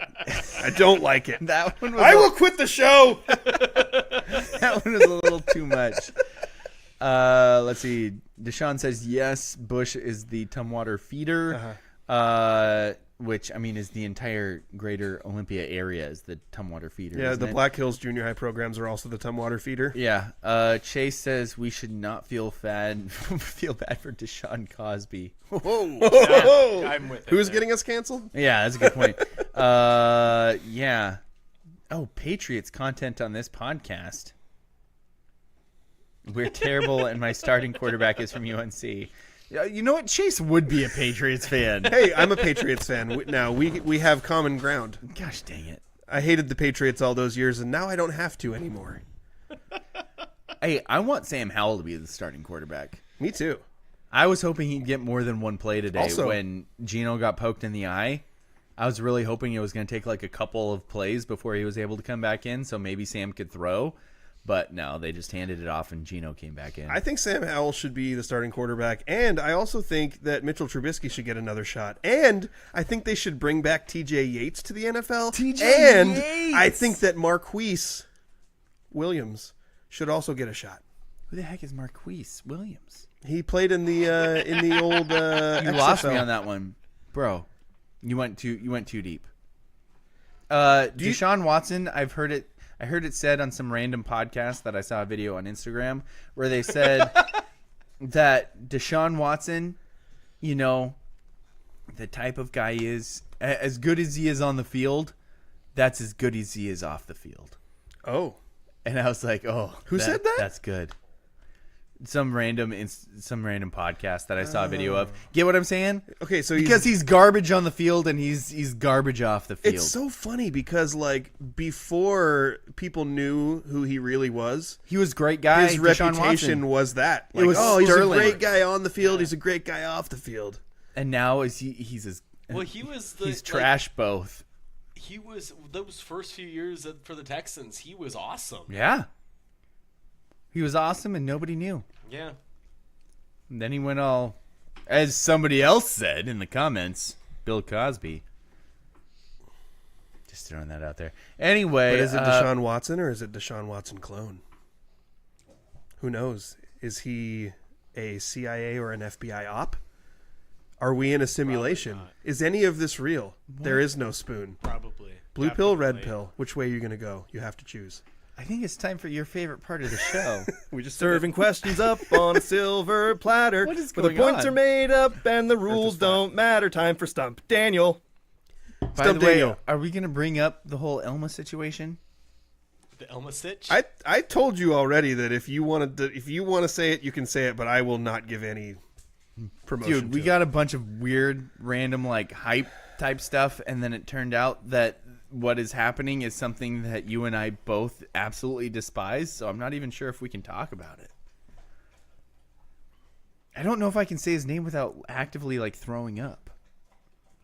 I'm going to try. And he's already said Deshaun Watson like 12 times. Right. But Christian... That was too Christian... much. There's a former Duke player doing a basketball camp at Elma, apparently. Is there such But I a thing can't- as a former Duke player? Your reaction suggests not. Once a Dookie, Well, it's always not. a Dookie. It's not just a Dookie. It's this like It's one of the most despised it's Dookies in history. Maybe the most despised Dookie. Like, I also really hate JJ Redick. but like, what's the one who's in the NBA right now?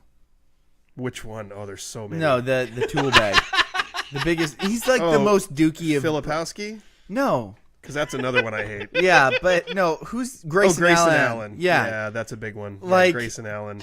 The tripper. This guy was Grayson Allen before Grayson Allen, and even more so.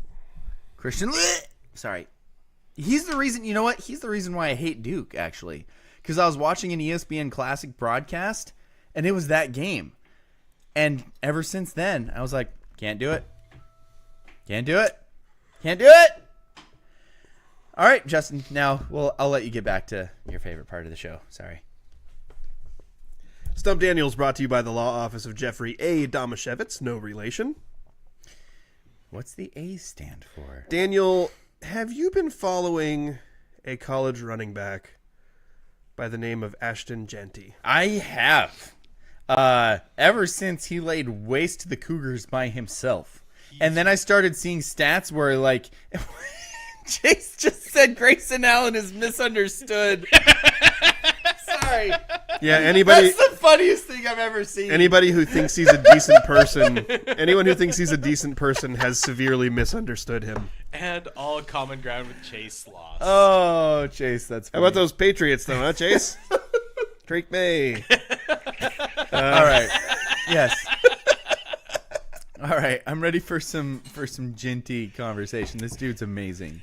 So, yeah. At first I thought it was Cope that I was like, this guy's really good. But also, like, he single-handedly destroyed my team. So, like, no, He's really good. He also ran roughshod all over the Oregon Ducks. Yeah.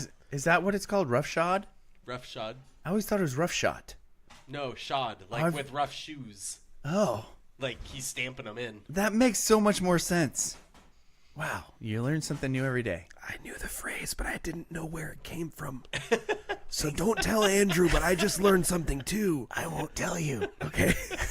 I mean, I won't tell him. Okay, appreciate it. So Ashton Genty, 126 carries through 6 games. He's only played half of at least 2 of those. Two games. of them he played half. Yeah. Oh, it's so kind of like when Jonathan Stewart played for Timberline. He only played half. I think he did play for Tumwater. No, he played for Timberline. Timberline sounds right to me. He played for Timberline because just trust me, I remember he played for Timberline because he didn't play for Tumwater, but it was one of the T schools in Olympia. Yeah, I'll look it up to double check it. No, it's okay. What classification is Timberline? They're 3A. Okay, I have a harder time following 3A, 4A. And I've only kind of been paying attention the last couple years because of Yelm and the Hoquiam connections there. It was when Aberdeen was still 3A, I think. Okay. And so Aberdeen was in the same league as Timberline. In my head, and probably coming out of my mouth, Jonathan Stewart always played for Tumwater. Well, it makes sense. But, I mean, yeah, that totally checks out. Yep, he played for the Timberline Blazers. Where is Timberline? Is that Olympia. in Lacey? I think so. Okay. I think it's in the Lacey area. Okay, yeah. That makes sense. All right, anyway. So Ashton Genty, through 6 games, has 126 carries. Dude, Nick is with us for the long haul, by the way. He's still commenting and answering my questions. Yeah. Dude, my guy. Appreciate it. Lots of good information. Yes, there too. he's the best. And it gives you lots of opportunities to interrupt me. Yep. Ashton I'm just Genty. trying to at this point. You're lucky I'm such a patient man.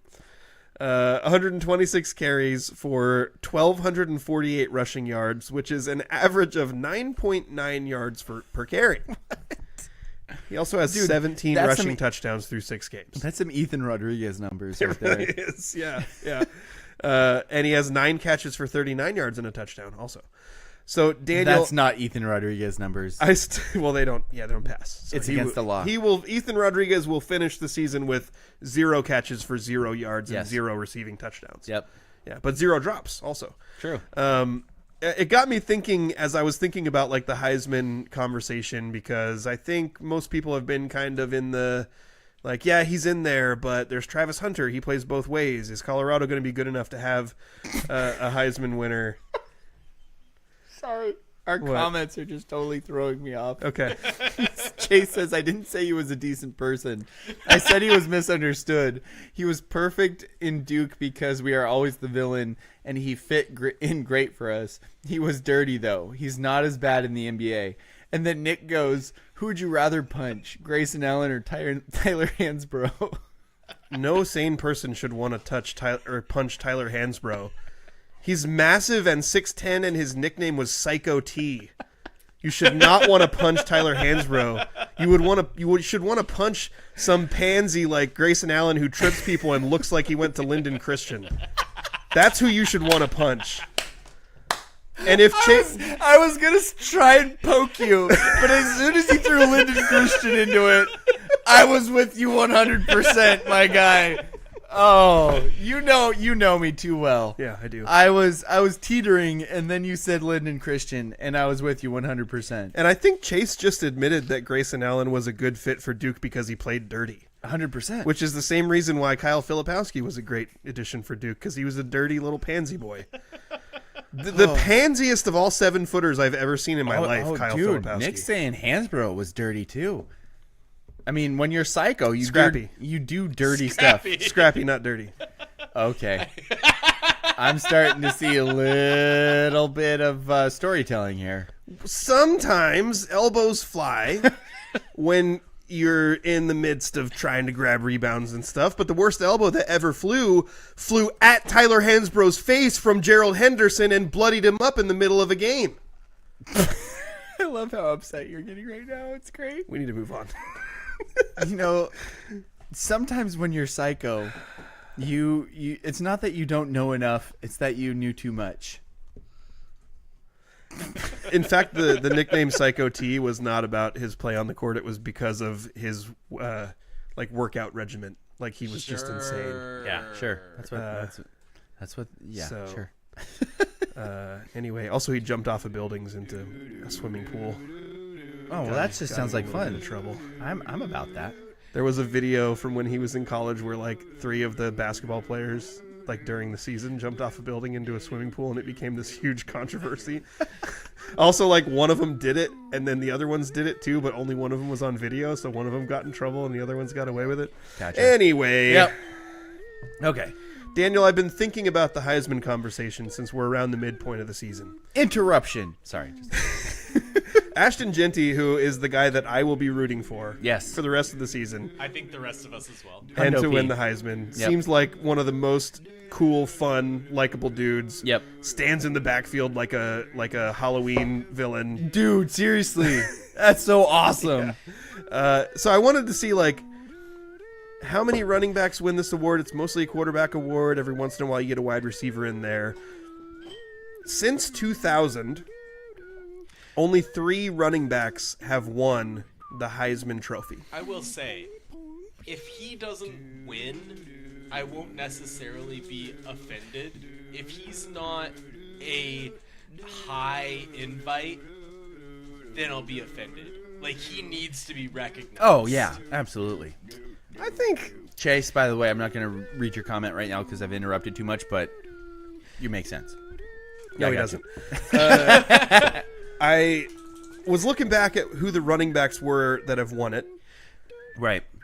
Daniel, your task today, should you choose to accept it, What if I Or don't? not. What if I just Either leave? way, it's your task. is to name the 3 running backs who have won the Heisman Trophy since the year 2000. It's only 3? You will, yeah. Wow. It's almost all quarterbacks. Like I Yeah. said, couple wide receivers. 24 years. Couple wide receivers. There's been like a No, handful. 23 years. Andrew, the year 2000 was like 5 years ago, my guy.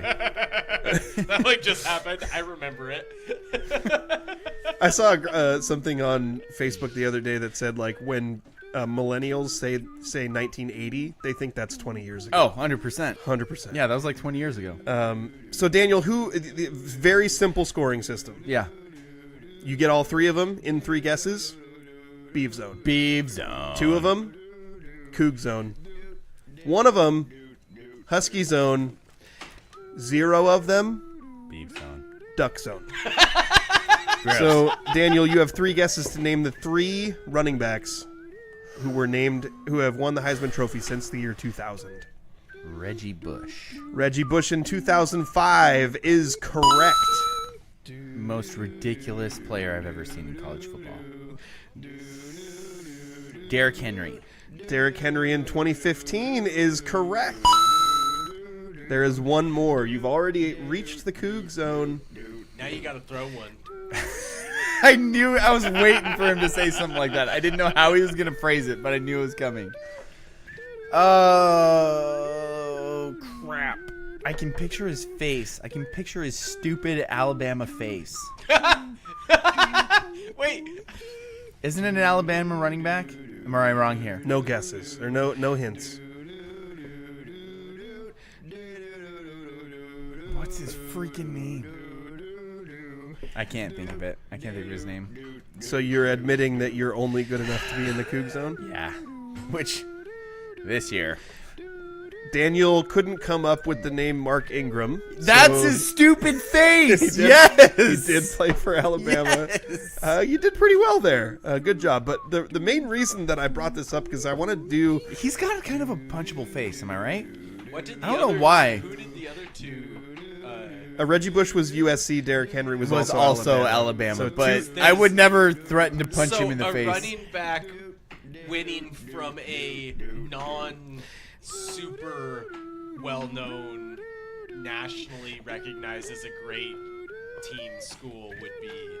Dude, it would be another step. It'd be nuts. Yeah. All I gotta say Does is Wisconsin count?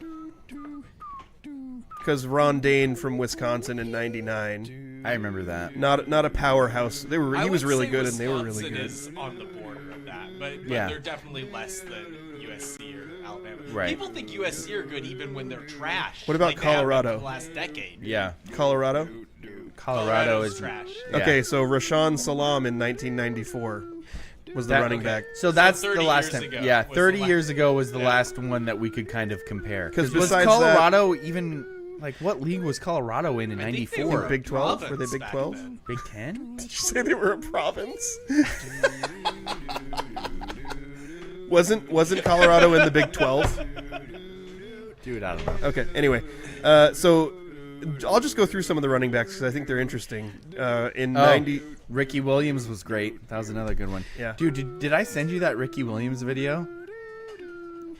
Where he's talking about if he was the head coach of a team, he would have more of an effect than the Dion effect because he's an astrologer. And he would know how to impact and get the best out of his players because, no. yeah. Dude, Ricky Williams is a weird dude, man. Like, that dude is weird. one of the podcasts that I listen to regularly has him on as a guest to read the astrological chart of a public figure every once in a while. Oh, boy. Seems like a real nice guy. Also, contradicts himself constantly and is a little detached from reality. I just wanted to go through the running backs on here. So we had said 94, Rashawn Salam from Colorado. 95 was Eddie George from Ohio State. What about Terry Baker? No idea who that is. Sorry, it was the only Heisman winner from Oregon State. Okay.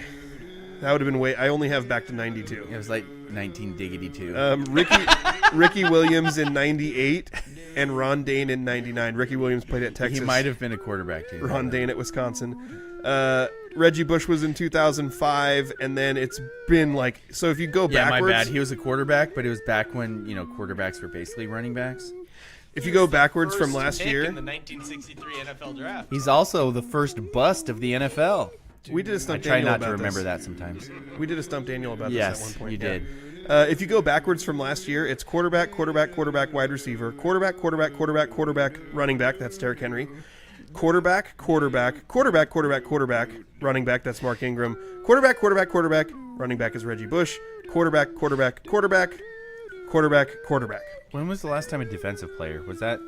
In 97, Charles Woodson as a corner for Michigan won it. I think that there's only been like a couple because I think Lawrence Taylor got it from North Carolina like in the early 80s maybe. But I wanted Was it the Pick Six podcast? Is that what you listen to? No. Oh, N2 Media brings up the Pick Six podcast. I've never listened to that one. I'll have to check it out. Yeah. You got enough drive time. Yeah, I do. I wanted to do a stat comparison. Dude, this was also back in the day. So Terry Baker was also in the Final Four in basketball. I think that was the Stump Daniel that we did. I think it was. Your dad was upset with you for not He knowing was it. quite upset. Yeah. I wanted to do a stat comparison first with Ashton Genty and the 3 most recent running back Heisman winners. Okay. And then with the greatest running back season in the history of college football. Oh! Sorry. The pick six. You know what, Nick? I'm sorry. Don't laugh. Don't laugh. That's rude. Nick has on the N2 Media page. I didn't remember what the betting one was called. That's my fault. Nick has the prep football podcast that he does with Matt Evans from the N2 Media page, and then he does another one where he talks about betting with this other guy. It's not that funny. Oh, that's funny. Sorry. I have actually. That really made me laugh because I know that you've listened to it before. I have. I comment sometimes. Don't blame you, Nick.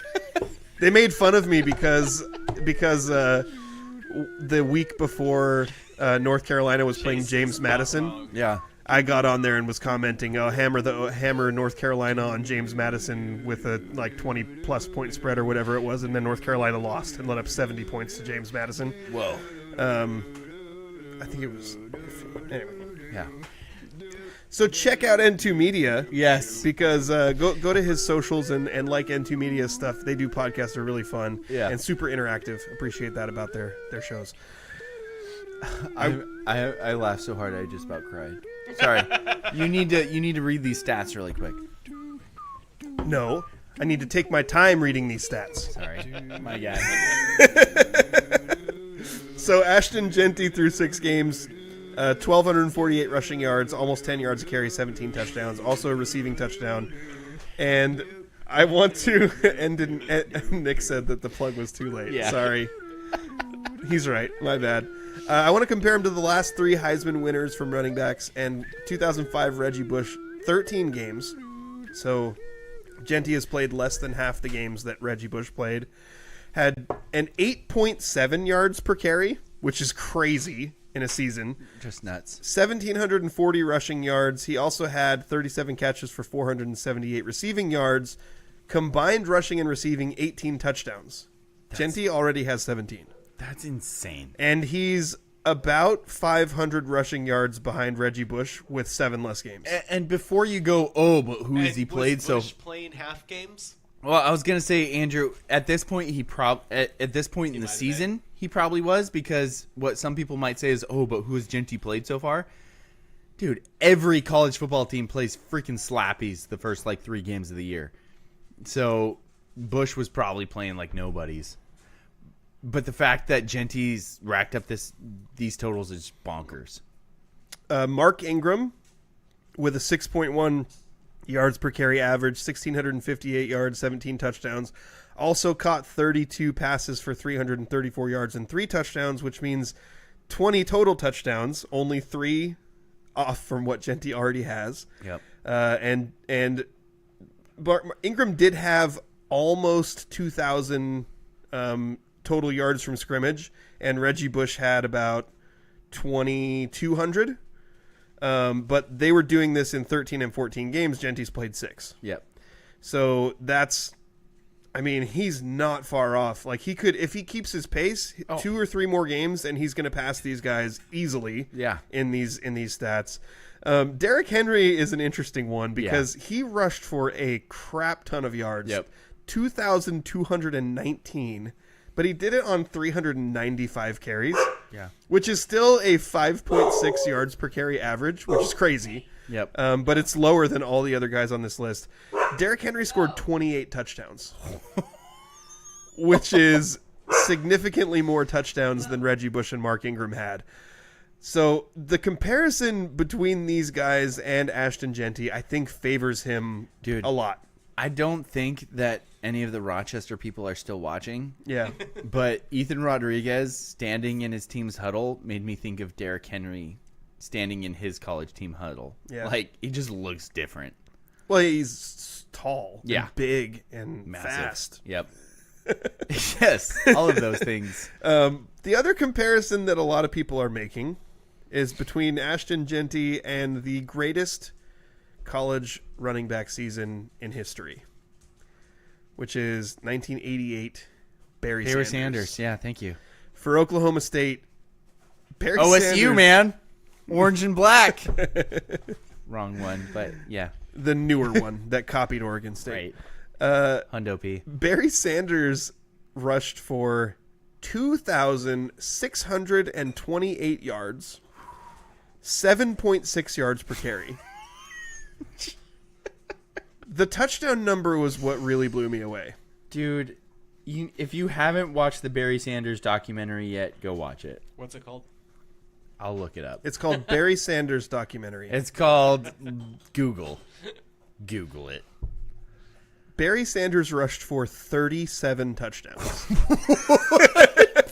No way. That seems Dude, like a lot. that's fake news. He also What? did it because the college football season has changed, where in 2009, Mark Ingram played 14 games, and in 2015, Derrick Henry played 15. Barry Sanders played 11.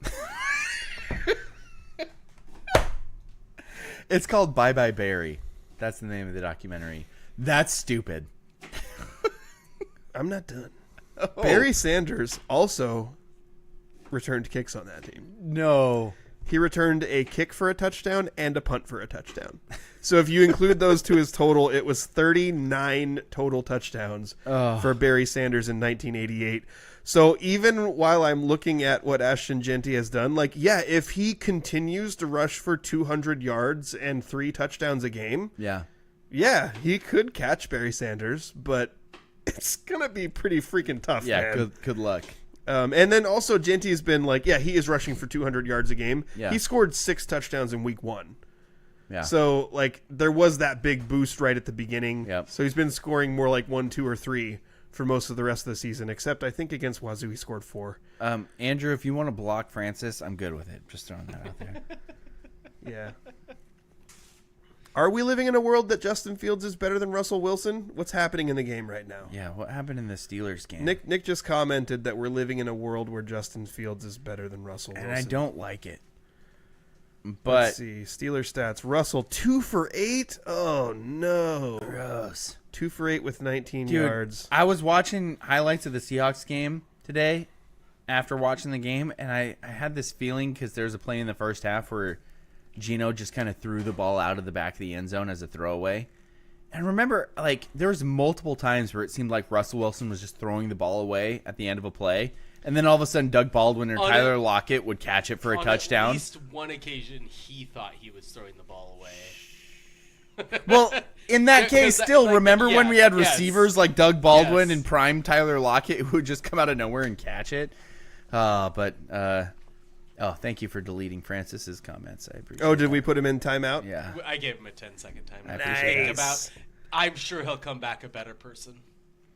Chase says Barry won't. Sanders was the greatest running back of all time, so it makes sense. Yes, you're correct. Francis is already back at it. He says Farrier must have heard of Jim Brown. I think Francis forgot to say not in there. So yeah, we have heard of Jim Brown. Barry Sanders is the greatest. We've all heard of Jim Brown. Thank you, Francis, for pointing out that Chase and all the rest of us have heard of Jim Brown. Thank you, Francis. There's an argument between Chase and Francis now in the comments. I'm just going to let that ride. Jim Brown, mid. Thank you. Oh, Jim Brown, great acting performance in Mars Attacks, by the way. Yeah, it was. Go watch Mars Attacks. Great movie. Take away from today. Watch the Barry Sanders documentary. Yeah. Watch Mars Attacks. Absolutely. Real quick here. I have memories of watching this is kind of mailbag related. So I have memories of watching that USC Texas game where it was Lendell White and Reggie Bush. Mm-hmm. And my dad was just saying, "Putty," every time Lendell White was smashing into the line because he wanted them to just turn the defense into putty by hitting him so often. And I had that thought in the Rochester game. Like, Rochester just turns them into putty. What? I think you said that out loud. I think you did. Yeah, absolutely. Yeah, so that was just a memory that will stick with my brother and I because Jimmy and I, as much as we hated USC, thought Reggie Bush was the second coming of Barry Sanders. So we were like, oh, they need to give Reggie Bush the ball more. But my dad was like, no, they got this battering ram and Lendell White. Just keep pounding him with it. Just keep pounding with him. Turn him into putty. So that was like it's a memory that sticks in my brain always.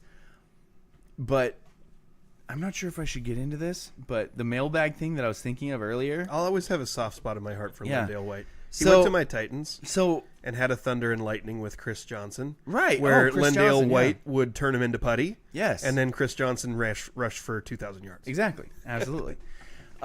So there's more comments going on. And the answer to your question is you absolutely should get into this. Okay. With the story you're going to tell. So- it's actually one of my favorite stories. It's a good to be story. honest. Yeah. So Your dad might not like you Wait, telling do it. we want to go into the mailbag? yes.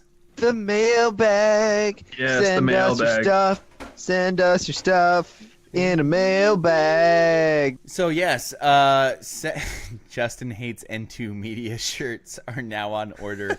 My guy, I'm gonna order one of those. That's I great. would I'll wear that. Yes, that's I would awesome. wear the crap out of that.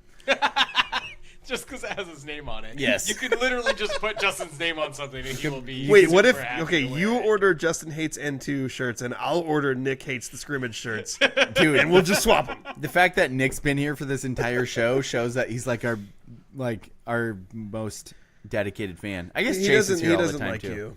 Ouch. Yeah, he likes me. That's painful. Yeah. You know how I I don't feel think when people don't Francis like likes me. any of us. So. You know how I feel when people don't like me. But do you know why Nick likes me? I'm gonna get Because really I don't depressed. care if anyone likes me. I'm gonna get real depressed real quick. So I used to play AAU basketball before I knew when it was the start of travel league sports, which I think are the bane of youth sports right now. And so when I was playing AAU basketball, I was in this basketball tournament down in Astoria. And we made it somehow, bizarrely, into the championship game. My team was usually pretty garbage, but we made it into the championship game. And let's just say the officiating was not great in this game. And I kept getting hammered in this game with no call. Like, just... What were you drinking? Scotch. 12-year-old Daniel was just hitting the sauce pretty hard. No, I mean, dudes were just crashing into me and taking the ball. And if you know how I was, especially as a younger kid, I was always the smallest guy on the floor. But I usually had fairly good control, but people would just bang into me, take the ball constantly. And my dad was getting like more and more agitated. And my brother was 7 years older than me, and he was at this tournament, and he was 19 years old. And my brother was kind of an instigator at the time, like kind of a quiet kid, but like instigating. And he kept just saying, man, these officials are like smoking pot. Like, dude, are they high right now? And he's just kind of like whispering into my dad's ear, like, man, they should go smoke another bowl. Like, wow, what have they been smoking? Like the devil on your shoulder? Yeah, just like poking him like, oh man, he's just... Are they high right now? Are they smoking another bowl? Like, what are they smoking? What drugs are they on? What are they doing? And then finally I get like crashed out of bounds, and they just call it out of bounds, and they don't call it foul. They just say out of bounds, other team's ball. And everybody goes, oh, what are you doing? And then everybody dies down, and my dad goes, go smoke another bowl. And the entire gym, including all of my coaches, just turn around and look at him like, Senator Hargrove. This is before it was legal, right? Yes. Well before it was legal. Oh, it was possibly the funniest thing that's ever happened. It just makes it And my dad has a booming voice. Yes, he does. He didn't need everybody to go quiet, but he waited. It so much better that he was a state senator for so many years that like every story is not just Daniel's dad, it's Senator Hargrove. Yes, absolutely. My dad, who probably is just now hearing me say those things, is tossing a couple of names into the greatest running backs of all time, Walter Payton and Gale Sayers. Jim Thorpe. Yeah, there's some... Oh, man, you're going way back there, Chief. Yeah, those are some great names into as the well. Wayback Machine. Barry Sanders is still my guy. That's who I'm taking. Barry Sanders is my goat. Running back. Absolutely. Yep, absolutely. Yeah. Nick said, by the way, he's here for Andrew. So he doesn't like either of us. That's concerning, but thank you, Nick. Even though Andrew has no idea what hamburger helper is, apparently. I haven't used it in a really long time. I think I ate hamburger Facebook helper is as weird. a child. Facebook just sent me a notification that said Justin Domashevitz made a post you might be interested in. It's from 4 days ago. You shared a random link. You haven't been Not random. You haven't been getting on Facebook enough. They're trying to poke you. I don't remember what I shared. It's decorating with Deanna. Oh, my By the mom's way, cake decorating classes. Yeah. No relation. We'll throw a plug in. Yeah. Dude, go get some cake decorating classes with Deanna. Yeah, she's the best. No relation, but awesome. Yeah. Do it. Francis says if his dad was stripping at church, he'd be drinking too. We need to wrap this up. my dad might ground me. Well, that's going to do it for today's show. So for my co-host Daniel, my senator dad stripped at church Hargrove. And my co-host Justin, I can't think of anything bad to say, but his mom really is awesome at decorating cakes, Domashevitz. And our trusty producer, Andrew, the only reason Nick watches the show, gross. Even though he doesn't know what hamburger helper is. You've been listening to the Scrimmage. What happened? Hashtag the struggle is real.